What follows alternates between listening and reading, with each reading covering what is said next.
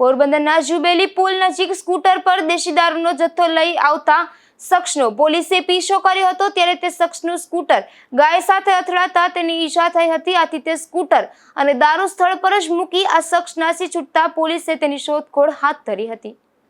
પોરબંદરના કીર્તિ મંદિર પોલીસ મથકના constable હોથીભાઈ Arjanbhai મોઢવાડિયાએ નોંધાવેલી police ફરિયાદ મુજબ શનિવારે સવારના સમયે તેઓ સ્ટાફ સાથે પેટ્રોલિંગમાં હતા. તે દરમિયાન બાતમી મળી હતી કે દેગામ ગામે રહેતો સાહિલ ખરા નામનો શખ્સ જુબેલી પુલ પરથી સ્કૂટરમાં દેશી દારૂ ભરેલા બાચકા સાથે નીકળવાનો છે. આથી પોલીસે પુલ પર આવેલા મામાદેવના મંદિર પાસે વોચ ગોઠવતા જુબેલી 4 રસ્તા તરફથી સાહિલ સ્કૂટર લઈને આવતા પોલીસે તેને અટકાવ્યો હતો. આથી તેણે સ્કૂટર બેદરકારી ભરી રીતે માનવ જિંદગી જોખમાય તેમ ભયંકર રીતે ચલાવી નાસી જતા પોલીસે તેનો પીછો કર્યો હતો.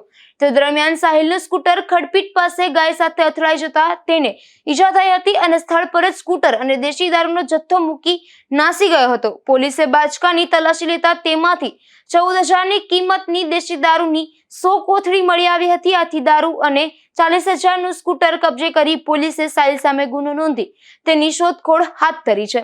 નિપુલ પોપટ, ગુજરાત ન્યૂઝ, પોરબંદર.